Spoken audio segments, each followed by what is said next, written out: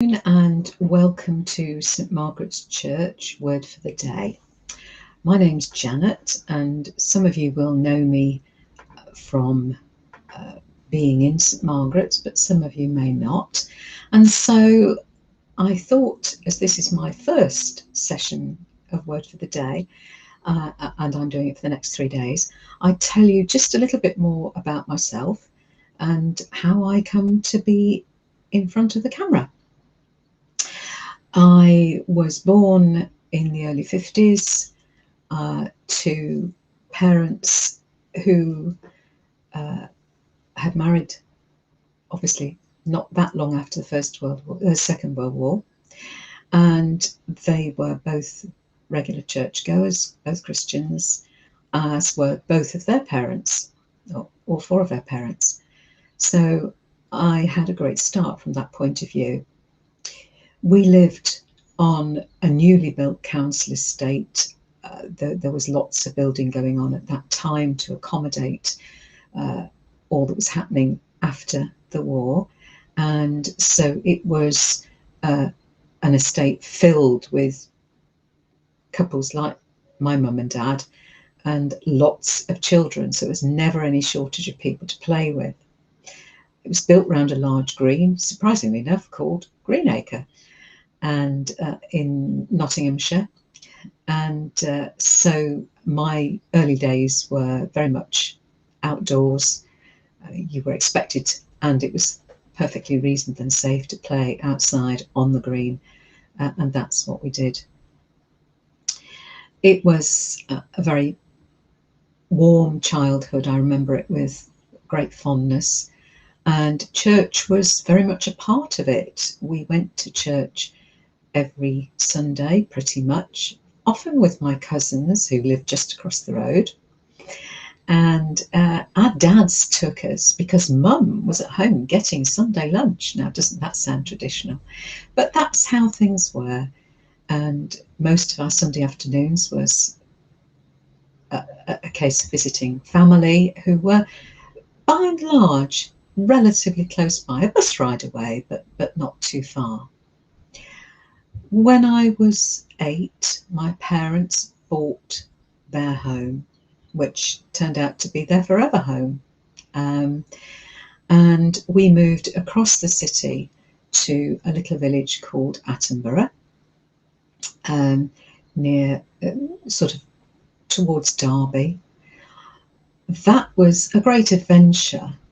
Of course, I was sad because I was leaving my friends, and by and large, there were a few people we kept in touch with, but not that many. And church life changed as well, but nonetheless, it was an exciting time. And of course, inevitably, at that age, I made new friends at my new school. And that turned out to be, again, quite a happy experience after a bit of settling in. The great asset of the village was a wonderful nature reserve, which has gone on to be developed and is still in existence now, based around old gravel workings, and in fact opened by Sir David Attenborough during my time living at home. And again, we were allowed to go down to the nature reserve and cycle and walk and camp and do the things that children do in that area, which was a great joy.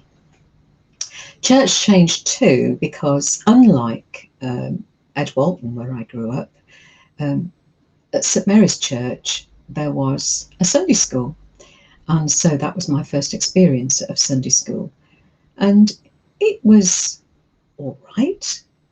It continued the good teaching that I'd already had at church, but it was a little bit like school and not as much fun as church had been before, if I'm honest. And the days I most looked forward to were the ones where we had church parade for the uniformed organisations, because we had Cubs and Brownies, Scouts and Guides that met in the village hall. We didn't have a church hall, we had a village hall.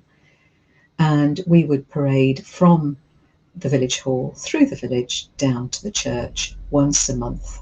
And they were the services that I really liked.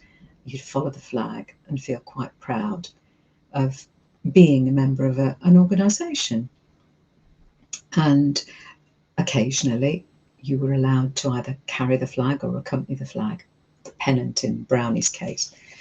And that meant, again, being with my parents in church, because by this time, generally speaking, Mum and Dad went to church together. And so things continued through my early teenage years. When I was about 13, there was talk of being confirmed, and I wasn't terribly sure what that meant, but we had confirmation training, and about the same time, two youngish leaders who later married the Howards decided that they'd start a Pathfinder group, and me and a group of my friends joined that Pathfinder group, and that's when church became fun again. And I really enjoyed Pathfinders, and in fact I was lucky enough to go to a Pathfinder camp. I can't remember if it was just before, probably just after my confirmation, because I was confirmed around Ascension Tide. It turned out to be quite a grand occasion where you, to be perfectly honest, your greatest concern was whether the head covering which we were required to wear was going to fall off or not. It was pinned on with 1,000 grips, and because then in the church that I went to, it was traditional that you wore white, and in a white head covering, much like a sort of dinner napkin, really. But nonetheless, we got through that, and there was the usual bun fight afterwards, which was great fun. Pathfinder Camp was a new experience for me. I'd not been to anything like it. It was all young people, and it was, from memory, it was in Lowestoft, and it was an interesting place to go. But it explained to me in a different way, a way that had started with Pathfinders in my village, but moved on to explaining how, even though you'd been born into a Christian family, you needed to make decisions for yourself as you were growing older about what you wanted to do in relation to Jesus.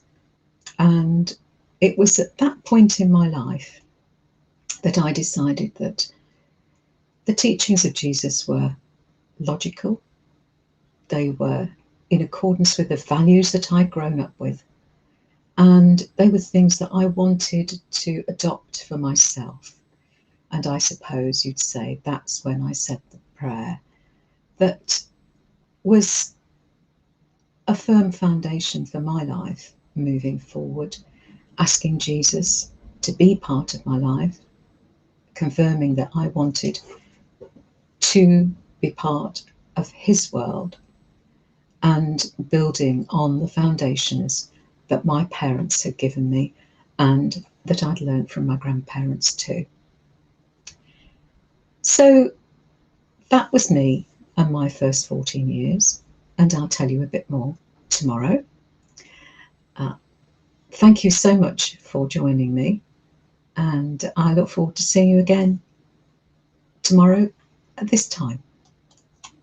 Goodbye, and I hope you have a lovely afternoon. It feels, in Rainham at least, as if it's going to be very warm, and so I hope you're able in some way or another to enjoy that.